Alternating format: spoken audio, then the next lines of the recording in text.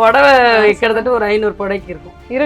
அதுக்கு மேல அதுக்கே மேலேயே இருக்கும். இடம் 10 தான் வீட்டுல புடவை. அதுக்குன்னே ஒரு ரூமே கட்டி கொடுத்துட்டாரு எங்க வீட்டுக்காரு புடவை வைக்க. ஆமா, ஒரு கபோர்டு ஒர்க் மட்டும் கிட்டத்தட்ட என் ரூம்ல வந்து 3 லட்சம் ரூபாய் பண்ணி கொடுத்துருக்காரு.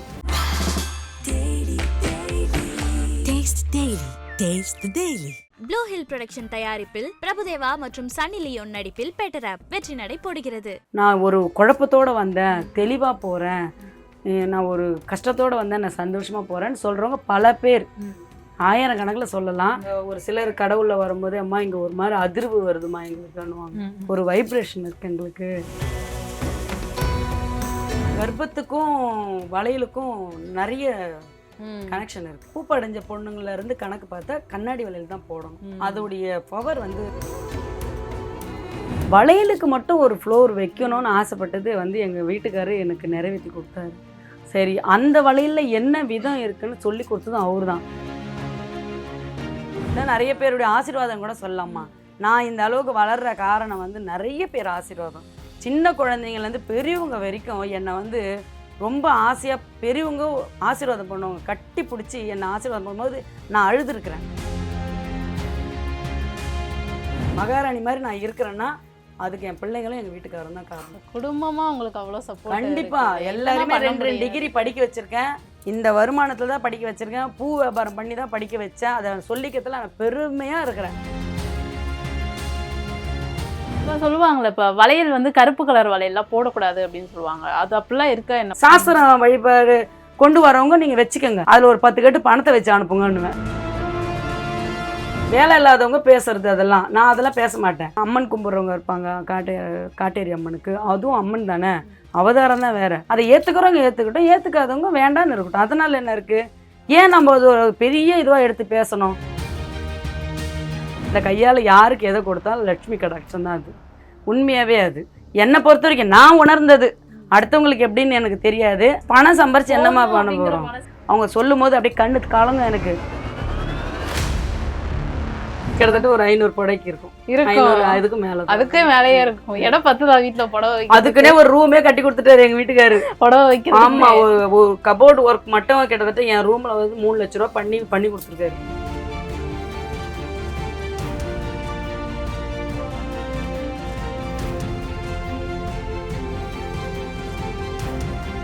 அம்மா இப்போ சொல்லுவாங்க இல்லையா, எல்லாருமே சொல்லுவாங்க பார்க்குற வேலை தான் வந்து சாமி, அந்த இடம் தான் வந்து கோயில் அப்படிலாம் சொல்லுவாங்க.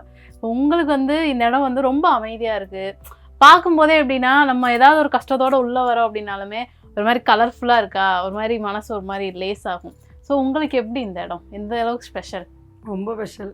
அதாவது செய்யும் தொழிலே தெய்வன்றது தான் என்னுடைய சொல்லும். அதே மாதிரி வந்து நான் கடையும் வீடும் எல்லாம் எனக்கு ஒன்று தான். ஏன்னா நான் வந்து இருக்கிற இடம் அந்த மாதிரியான இடம், தெய்வ அம்சம் பொருந்திய இடம். இப்போ ஒரு சிலர் கடவுளில் வரும்போது அம்மா இங்கே ஒரு மாதிரி அதிர்வு வருதுமா எங்களுக்குன்னுவாங்க. நிறைய பேர், ஒரு சிலரில் நிறைய பேர், ஒரு வைப்ரேஷன் இருக்குது எங்களுக்கு. நான் ஒரு குழப்பத்தோடு வந்தேன், தெளிவாக போகிறேன், நான் ஒரு கஷ்டத்தோடு வந்தேன், நான் சந்தோஷமாக போகிறேன்னு சொல்கிறவங்க பல பேர், ஆயிரக்கணக்கில் சொல்லலாம். அது அந்த தன்மை வந்து இந்த கடைக்கு உண்டு. ரெண்டாவது வந்து செய்யும் தொழிலே தெய்வம்ன்றதை விட எனக்கு எல்லாமே தெய்வமாக கொடுக்குறது எங்கள் வீட்டுக்கார். இந்த அளவுக்கு என்னை வந்து ஆளாக்கி விட்டது அவர் தான். நான் வந்து ஆசைப்பட்டேன் இந்த மாதிரி கடை வைக்கணும்னு. சின்ன கடை தானே நம்ம வச்சுருந்தோம், கீழே ஒரு கடை, அது எல்லாமே கிடைக்கும். வளையலுக்கு மட்டும் ஒரு ஃப்ளோர் வைக்கணும்னு ஆசைப்பட்டது வந்து எங்கள் வீட்டுக்காரரு எனக்கு நிறைவேற்றி கொடுத்தாரு. சரி, அந்த வளையலில் என்ன விதம் இருக்குன்னு சொல்லி கொடுத்ததும் அவரு தான். எனக்கு வியாபாரம் தான் பண்ண தெரியும். உங்களோட அவருக்கு நிறைய தெரியுமோ? அவருக்கு பயங்கரமா தெரியும். அவரை கூப்பிட்டுருக்கணும். அவரே வரமாட்டாருமா, வரவே மாட்டாரு அவரு. கூட நான் எங்க கூட வந்துட்டா எங்க என்ன கூப்பிட போறேன்னு வீட்லயே இருந்துகிட்டு போயிட்டு வாங்க, ஆல் தி பெஸ்ட்னு சொல்லி அனுப்பிச்சாரு எனக்கு. ஓகே, ரொம்ப சப்போர்ட்டான கணவர் உங்களுக்கு. ரொம்ப இல்ல, எல்லாமே அவர் தான் எனக்கு. கண்ணை முடிச்சு இப்படி எழுந்து நைட்டு தூங்குற வரைக்கும் அவர் தான். ஏன்னா இன்னைக்கு நீங்க வந்து ஆரம்பிக்கும் போது இவ்வளவு பெரிய கடையில ஆரம்பிச்சிருக்க மாட்டீங்க, சின்ன கடையில தான் ஆரம்பிச்சிருப்பீங்க. இவ்வளவு பெருசா இருக்குன்னா அவங்களுடைய சந்தோஷம் நம்பிக்கை எல்லாம் உங்கள்ட்டே வந்து சேருது. அது கடையை வந்து பெருசாக்கிட்டே போகுது. நிறைய பேருடைய ஆசீர்வாதம் கூட சொல்லலாமா. நான் இந்த அளவுக்கு வளர்ற காரணம் வந்து நிறைய பேர் ஆசீர்வாதம். சின்ன குழந்தைங்கள்ல இருந்து பெரியவங்க வரைக்கும் என்னை வந்து ரொம்ப ஆசையாக பெரியவங்க ஆசீர்வாதம் பண்ணுவாங்க. கட்டி பிடிச்சி என்னை ஆசீர்வாதம் பண்ணும்போது நான் அழுதுருக்கிறேன்.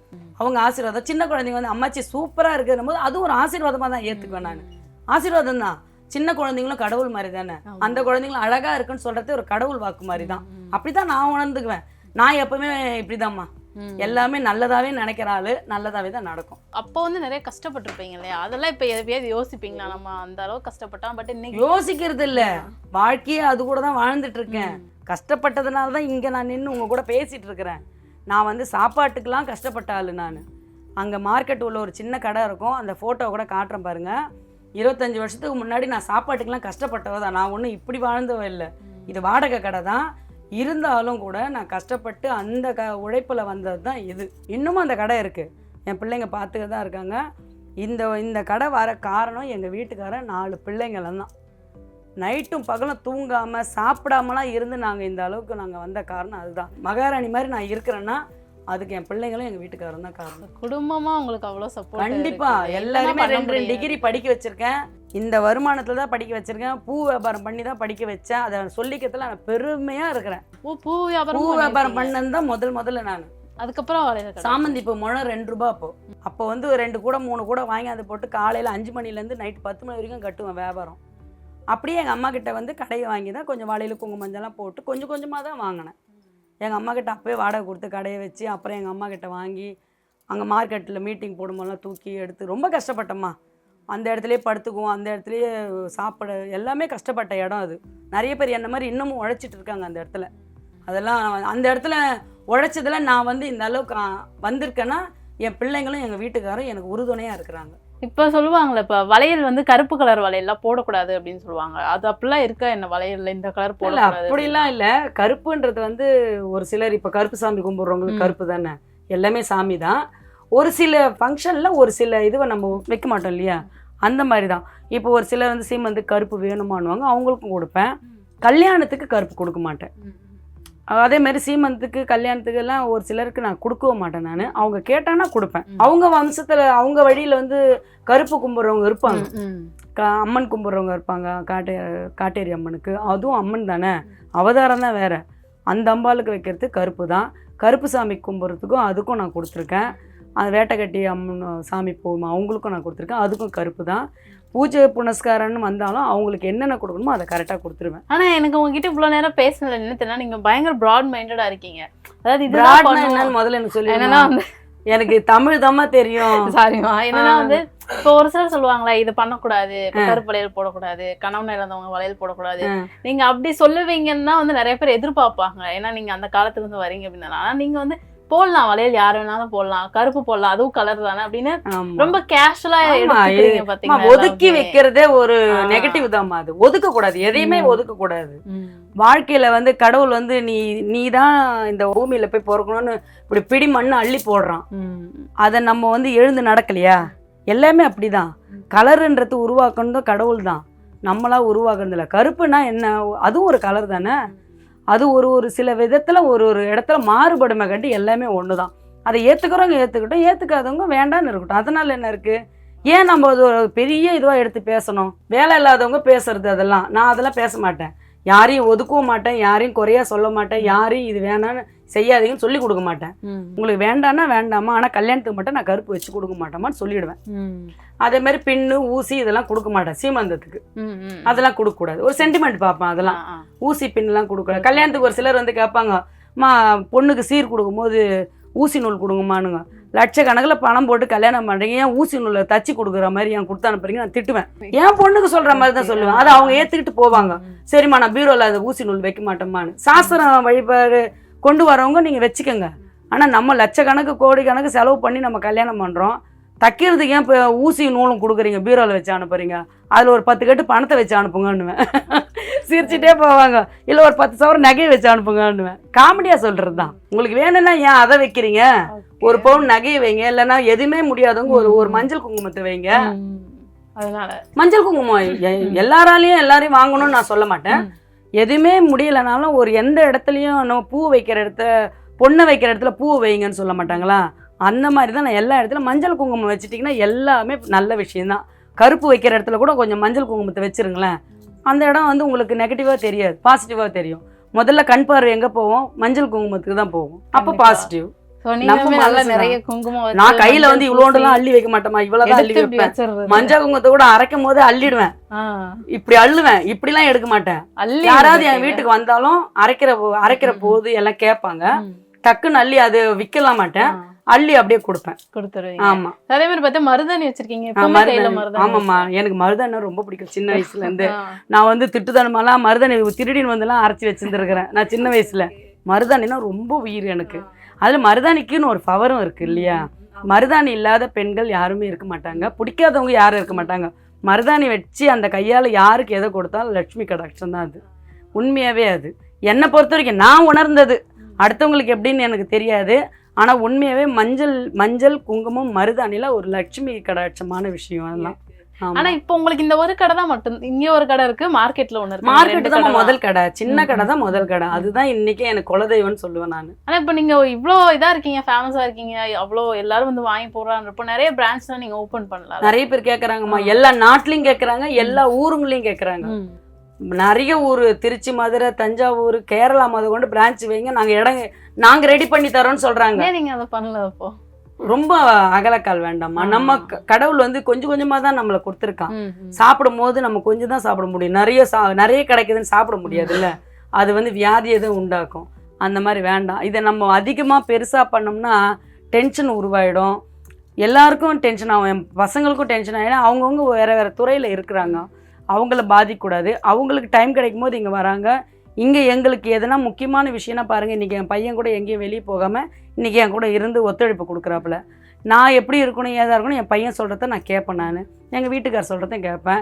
இப்போ நான் நடந்து வர பாதை வந்து என் பசங்க வழிகாட்டுறது தான். அவ்வளோதான். ஆமாம், முன்னாடி நீங்கள் வழிகாட்டி கூட்டிகிட்டு போனீங்க, இப்போ அவங்க கையை பிடிச்சி வந்தவங்க, இப்போ அவங்க பாதையில நான் நடக்கிறேன். ஏன்னா அந்த பாதை நல்லதா இருக்கும் போது யார் பிடிச்சா என்ன, என் பசங்க என்ன எங்க வழியில தானே வராங்க, அவங்க பாதை நல்ல பாதை தான், அதனால அவங்க வழியில நாங்க நடக்கிறோம். உங்களுக்கு இதுவே இருக்கதே போதும் அப்படின்னு இருக்கீங்க. இந்த மனசு எல்லாருக்குமே வராது. ஏன்னா வந்து நம்ம ஒரு விஷயம் பண்றோம், அது பெருகுதுன்னா இன்னும் பணம் சம்பாதிப்போம், பெருக்கும், பெரிய ஆள், அப்படிதான் யோசிப்போம். பணம் சம்பாதிச்சு போதும் அப்படிங்கிற மனசு ரொம்ப குறிப்பிட்ட சிலருக்கு தான் வரும் இல்லையா. இந்த வாழ்க்கைய கடவுள், அதாவது எல்லாரையுமே வந்து பேஸ் மாட்டேன் எப்படின்னா, நமக்கு மேல இருக்கிறவங்கள யாருமே நினைக்க கூடாதுமா, நமக்கு கீழே இருக்கவங்கள தான் பார்க்கணும். என்னுடைய கருத்து எல்லாத்துக்குமே நான் சொல்லுவேன். நான் எப்பயுமே வந்து இப்ப என்னை விட வசதியா இருக்கவங்கள நான் பார்க்க கூடாது, என்னை விட கீழே இருக்கவங்கள நான் பார்த்தாதான் கடவுள் வந்து நம்ம வாழ்க்கை நல்லா வச்சிருக்காங்கன்னு நான் நினைப்பேன். என்னுடைய வாழ்க்கை நல்லா இருக்கு, என் பசங்களுக்கு நான் சொல்லுவேன், அகலக்கால் வைக்காதீங்க, அதிகமா ஆசைப்படாதீங்க. நான் அப்படி நினைச்சாதான் கடவுள் தன்னால கொடுப்பான். புரியுதுங்களா? நம்ம அதிகமா ஆசைப்பட்டோம்னா இருக்கிறதுமே போயிடும். எப்பவுமே நான் வந்து ஒளிவு மறைவு என்கிட்ட கிடைக்காது. இருக்கிற நகையாக இருந்தாலும் போட்டுக்குவேன், துணிமணி இருந்தாலும் போட்டுக்குவேன், எதனா வாங்கினாலும் எல்லாருக்கும் சொல்லுவேன், மூடி மறைச்சு செய்ய மாட்டேன். எங்கள் வீட்டுக்காரர் வாங்கி கொடுத்தா கூட என் பசங்க ஏம்மா இப்படி போட்டு உடைக்கிற எல்லாத்தையும், இதில் என்ன இருக்கு, அதை நான் சொல்கிறதுல நான் பெருமையாக கொள்கிறேன். என் பையன் எனக்கு வாங்கி கொடுத்தான். இப்போ கூட நான் சொன்னேன் இல்லையா, இந்த பையன் வந்து என் 2 பசங்களும் சேர்ந்து வாங்கி கொடுத்தாங்க வளையல், இந்த செயின், இதெல்லாம் வந்து அப்பப்போ எங்கள் வீட்டுக்கார் மாற்றி எங்கள் வீட்டுக்கார் செய்வார். ஒவ்வொரு விஷயமும் ஒரு நாளைக்கு 4 புடவைன்னு எடுக்கிறது என் பசங்க தான். முந்தா நாள் கூட என் பையன் போய் 4 புடவை வெட்டணும் தான். அதுக்கு 4 நாள் கழிச்சு என் பொண்ணு ஷூட் போயிருக்கலாம், அவன் 4 புடவை வெட்டணும் வந்து கொடுத்தா. இது இல்லாம கஸ்டமர் வரும்போதெல்லாம் எனக்கு புடவை. இதுல கடவுள் அதாம்மா, உங்ககிட்ட சொல்லுங்க. புடவை கிட்டத்தட்ட ஒரு 500 புடவைக்கு இருக்கும். 500 அதுக்கு மேல, அதுக்கே மேலேயே இருக்கும். இடம் 10 தான் வீட்டுல புடவை. அதுக்குன்னே ஒரு ரூமே கட்டி கொடுத்துட்டாரு எங்க வீட்டுக்காரு புடவை வைக்க. ஆமா, ஒரு கபோர்டு ஒர்க் மட்டும் கிட்டத்தட்ட என் ரூம்ல வந்து 3 லட்ச ரூபா பண்ணி கொடுத்துருக்காரு. இப்போ ஒரு சிலர்லாம் இருப்பாங்க, எவ்வளவு புடவை இருந்தாலும் எனக்கு புடவை இல்ல. அது என்னமோ தெரியலம்மா, எனக்கு எந்த புடவை பார்த்தாலும் அதுவும் காட்டன்னா ரொம்ப பிடிக்கும். நான் கட்டதெல்லாம் காட்டன் புடவை தான், காட்டன் புடவை. நான் ஏன்னா துணியிலலாம் கஷ்டப்பட்டவங்க தான்மா நான்லாம் இந்த மாதிரிலாம் கட்டுறவங்கள தான் பார்த்துருக்கேன் கண்டி. இப்ப நான் இந்த அளவுக்கு கட்டுவேன்னா கடவுள் அது எனக்கு அனுகிரகம். சந்தோஷமா கட்டுங்க, ரொம்ப ஒரு நாளைக்கு ஒரு புடவை கட்டுறேன். என்ன கேட்டா உண்மையாவே சொல்றேனே, தினியும் ஒரு புது புடவை தான் இப்ப கட்டுறேன். அதுக்கு முன்ன தோச்சு கட்டின போயிட்டு இப்ப நான் தினியும் ஒரு புடவை கட்டிட்டு வரேன். அது ரொம்ப சந்தோஷமா இருக்கு. நீங்க சம்பாதிக்கிறீங்க, நீங்க கட்டுறீங்க, கண்டிப்பா கட்டலாம். இல்ல அது கூட நான் சொல்ல மாட்டேன், நான் சம்பாதிக்கிறேன் தான், எல்லாமே எங்க வீட்டுக்கிட்ட தான் கொடுப்பேன். எனக்கு வாங்கி கொடுத்து என் பிள்ளைங்க தான், சரி, அவங்கதான். இப்போ உங்களை பொறுத்த வரைக்கும் நான் கேட்கிறேன், நீங்க ரொம்ப தெளிவாக பேசுகிறீங்க. நான் சொன்னேன்ல ரொம்ப ப்ராட் மைண்டடாக இருக்கீங்கன்றப்போ எல்லாரும் சொல்லுவாங்க பொண்ணுங்களை வந்து படிக்க வைக்கிறது எதுக்கு, பொண்ணுங்களை வந்து கல்யாணம் பண்ணி கொடுக்கலாம். ஆனால் உங்களை பொறுத்தவரைக்கும் சொல்லுங்கள், பொண்ணுங்க படிக்கிறதோ சம்பாதிக்கிறதோ எவ்வளோ முக்கியம்? ரொம்ப ரொம்ப முக்கியம். பொண்ணுங்களை படிப்பு ஒரு வார்த்தை சொன்னீங்களே, பொண்ணுங்களை ஏன் படிக்க வைக்கிறேன், என் வாழ்க்கையில் நடந்தது. பசங்களை ஏன் அவளை படிக்க வைக்கிறேன், ஏதாவது கொஞ்சம் படிக்க வச்சுட்டு ஏன்னா கம்பெனி காமிச்சிட்டு கல்யாணம் பண்ணி கொடுக்கும் அப்படின்னு சொன்னது. அந்த வார்த்தையை முறியடிக்கணுன்றதுக்காக எல்லாருக்குமே நான் படிப்புன்ற ஒரு கவசத்தை மாட்டி விட்டேன். படிப்பு தான் அவங்க கவசம். அவங்க வாழ்க்கையில வந்து எங்க வேணாலும் பழச்சிக்கலாம். படிப்பு இருந்ததுன்னா எந்த மூளைக்கு போனாலும் படிக்கலாம். என் பசங்களை வந்து அந்த வைராகியத்தோடு படித்தாங்க. எங்கள் சூழ்நிலை எங்களுடைய சுற்றுச்சூழலை என் பிள்ளைங்க பார்த்து வளர்ந்ததுனால படிப்பில் கவனம் செலுத்தி ஒழுக்கத்தில் கவனம் செலுத்தி அவங்க நடந்து வர பாதையில் ஒழுக்கமாக நடந்துட்டு இன்னை வரைக்கும் நடந்துட்டு இருக்காங்க. கண்டிப்பாக இங்கே வளையோசை அம்மாச்சி கடைக்கு வரவங்க வளையல் வாங்குறத விட உங்ககிட்ட இருந்து நிறைய விஷயம் கற்றுக்கிட்டு போகலான்னு நிறைய பேருக்கு நிறைய சொல்லுவோமா, பெண்களுக்கு நிறைய சொல்லுவேன் நான். யாருமே சோர்வடையாதீங்க, ஏதாவது ஒரு தொழில் எடுத்து நடத்துங்க. உங்க கையிலயும் 10 ரூபா வருமானம், யாரையும் நம்பி இருக்கக்கூடாது. யாரையும் நம்பி இருக்கக்கூடாது. அம்மா கொடுப்பாங்க, அப்பா கொடுப்பாங்க, புருஷன் கொடுப்பாங்க, மாமா கொடுப்பாங்க, அத்தை கொடுப்பாங்க, அண்ணன் தம்பி கொடுப்பாங்க, அப்படி நினைக்காதீங்க. உங்க கையில ஒரு வருமானம் இருக்கணும். பெண்கள் படிக்கிறது எதுக்கு, தாய் தகப்ப வந்து அந்த பிள்ளைக்கு கவசமா அணிகிறது படிப்பு. அந்த படிப்பை வச்சு ஒரு தொழில் வேணும். படிப்பே இல்லாதவங்க என்ன மாதிரி, நான் வெறும் 6ஆம் கிளாஸ் தான், நான் படிச்சுட்டு அந்த தொழிலுக்கு வந்தேன். படிக்கவே வைக்க முடியாத குடும்பத்துலேருந்து வந்தவ தான் நான். அந்த மாதிரி வந்தவ தான் நான் தொழில் இப்போ நடத்தி இப்போ எல்லாருமே சொல்கிறேன். என் கூட 6வது படித்தவங்களாம் டிகிரி முடித்து பெரிய பெரிய இதில் இருக்கிறாங்க. அவங்களாம் இன்றைக்கி என்னை வந்து பார்க்கும்போது அவங்க சொல்லும் போது அப்படியே கண்ணுக்கு காலங்க எனக்கு. நீ என்னை ராஜின்னு கூப்பிடுவாங்க. நீ என்ன ராஜி, சூப்பரான இடத்துல இருக்கிற, நாங்கள்லாம் படிச்சுட்டு நாங்கள் எப்படி இருக்கோம், ஒரு வீட்டில் சோறாக்கின்னு இருக்கிறோம். அப்போ நான் அவங்களுக்கு ஒரு ஆறுதல் சொல்லுவேன். சோறாக்குறதும் ஒரு தொழில் தான், அதில் ஒரு பெருமை வேணும். நான்லாம் கிச்சன் பக்கம் போய் ரொம்ப நாள் ஆகுது. எங்கள் வீட்டுக்காரு எங்கள் வீட்டில் இருக்க பசங்க தான் செய்வாங்க எல்லாமே. நேற்று தான் போய் ஒரு மருந்து குழம்பு வச்சுட்டு வந்தேன் அவசரமாக எங்கள் வீட்டுக்காருக்கு. அந்த மாதிரி எல்லா தொழிலையுமே ஒரு பொம்பளைங்களுக்கு வரணும். ஒரு நிறைவான இது வருமானம் வந்துன்னா நம்ம இஷ்டத்துக்கு செலவு பண்ணலாம். ஒரு புடவை வேணாலும் வாங்கிக்கலாம், ஒரு பூ வாங்கினா ஒருத்தரை நாட வேண்டியதில்லை. புருஷன் தான் செய்யணும். அந்த இது புருஷனையே எதிர்பார்க்காம அவங்களுக்கு வந்து பாரம் கொடுக்காம. ஏன்னா இப்போ வந்து நிறைய படிப்பு செலவுல இருந்து எல்லாமே டபுள் ஆயிடுச்சு. எல்லாருமே 2 கை தட்டினாதான் ஓசை. குடும்பத்தில் 2 பேருமே சம்பாரிச்சாதான் அந்த குடும்பம் நல்லா இருக்கும்.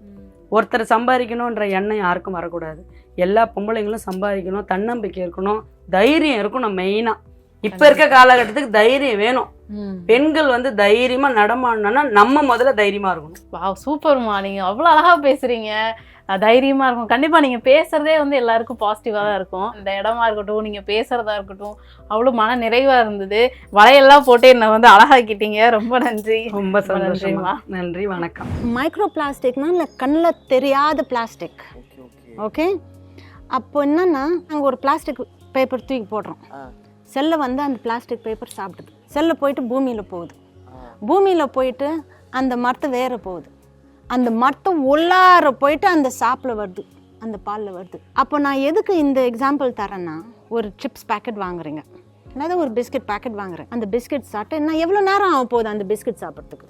ஒரு 10 நிமிஷத்துக்குள்ளே சாப்பிட மாட்டோமா? அந்த கவர் எடுத்து குப்பையில் தூக்கி போடுறாங்க. ஓகே, ஆனால் அந்த கவர் மட்டும் 275 வருஷம் ஆகும் மாக்கிறதுக்கு, அந்த 5-10 நிமிஷம் ஆசைக்கு. அப்போது என்ன செய்யணும்னா கொஞ்சம் புரிஞ்சுக்கணும். நம்ம இப்போ பண்ற ஒரு சின்ன தப்பு நம்மளோட நாளைய தலைமுறையவே பாதிக்க போகுதுன்றத உணரணும். நான் எப்பவுமே என்ன சொல்வேன்னா, உங்க தாத்தாவும் உங்க பாட்டி நீங்க வாழ்ற போல வாழனாங்கன்னா நீங்க இன்னைக்கு எப்படி வாழ்றீங்களே எல்லாரும் ஆக்சிஜன் மாஸ்க் அதுதான். ஆனால் அப்போ உங்க பேத்தி உங்க பேருக்கு அவங்களுக்கு அந்த ப்ரிவிலேஜ் கிடைக்க கூடாதா? அப்போ அது உங்களோட ரெஸ்பான்சிபிலிட்டி.